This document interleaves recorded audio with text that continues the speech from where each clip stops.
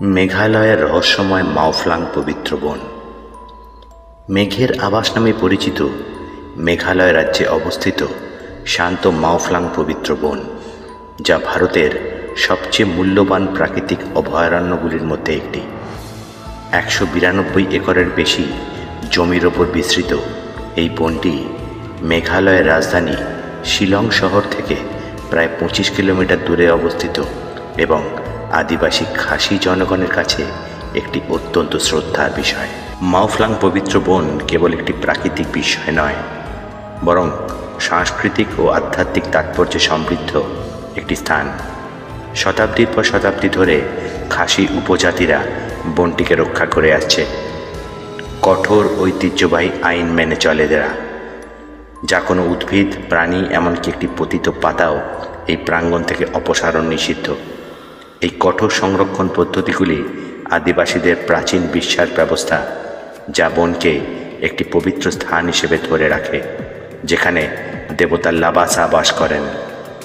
বনটি একটি প্রাকৃতিক সংরক্ষণগার হিসেবে কাজ করে, প্রজন্ম থেকে প্রজন্ম ধরে চলে আসা উদ্ভিদ, প্রাণী এবং ঐতিহ্যবাহী ঔষধি অনুশীলন সংরক্ষণ করে। বলিদান এবং পবিত্র আচার অনুষ্ঠান পরিচালনার ঐতিহ্যবাহী প্রথা এখনও সক্রিয় রয়েছে। বনের মধ্যে এক শিলা এবং পাথরের কাঠামো এই প্রাচীন ঐতিহ্যের নীরব সাক্ষী হিসেবে দাঁড়িয়ে আছে। বিশ্বাস করা হয় যে এই আচার অনুষ্ঠানগুলি দেবতাকে সন্তুষ্ট করে এবং সম্প্রদায়ের মঙ্গল নিশ্চিত করে। মাওফ্লাংয়ের পবিত্র বন কিংবদন্তি এবং উপকথায় পরিপূর্ণ, এবং এখানে জীবনের প্রতিটি দিকের পিছনে একটি সাংস্কৃতিক এবং আধ্যাত্মিক ইতিহাস রয়েছে। আমার গাইড আমাকে বললেন যে দুর্ভাগ্যের সময় স্থানীয় দেবতার আশীর্বাদ চাওয়া হয়। স্থানীয়রা বিশ্বাস করে যে দেবতা একটি চিতাবাঘের রূপ ধারণ করে এবং তাদের রক্ষা করতে আসে। এই বনের মধ্যে প্রচুর মনোলিথ ছড়িয়ে ছিটিয়ে আছে। মনোলিথগুলি বা বলিদানের স্থানগুলির চারপাশে কেউ আধ্যাত্মিক আভা অনুভব করতে পারে। রহস্যময় এবং আধা ভৌতিক এই আভা প্রায় আপনাকে বন জুড়ে অনুসরণ করবে। যখন প্রায় কিছুই থাকে না, তখন কেউ নড়াচড়া বা শব্দ অনুভব করলেও করতে পারে। আপনার চারপাশে কিছু বা কারোর উপস্থিতি স্পষ্টভাবে দৃশ্যমান। আপনার চারপাশের আধা ভৌতিক এই অভিজ্ঞতাটি বিচিত্রের মতো স্নায়বিক বিপর্যয়কর।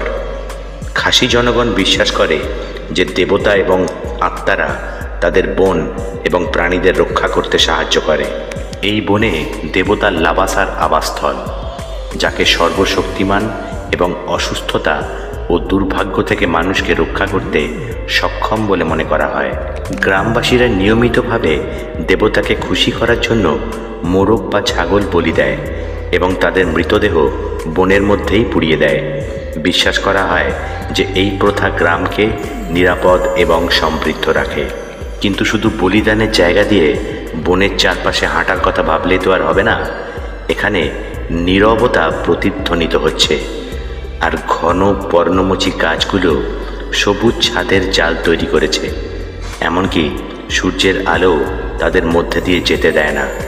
পাথরগুলো শ্যাওলায় ঢাকা, আর মৃত গাছগুলো মাশরুমের সারি দিয়ে ভরা। গাইড আমাকে বন থেকে কিছু তুলে বাইরে না নিতে বললেন, এমনকি একটি পাতাও না, একটি মৃত ফুলও না। লাবাসা দেখছে, সে ফিসফিস করে বলল। স্থানীয় বিশ্বাস আছে যে বন থেকে কিছু তুলে নেওয়ার চেষ্টা করলে দুর্ভাগ্য তোমার জন্য অপেক্ষা করছে। লাবাসা যে কোনো কিছুর রূপ নিতে পারে এবং তোমার ক্ষতি করতে পারে।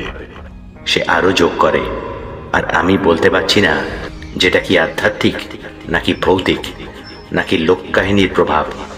তবে আমি আমার চারপাশে কিছু শক্তি অনুভব করতে পেরেছিলাম, যেন কেউ সত্যি বন পাহারা দিচ্ছে।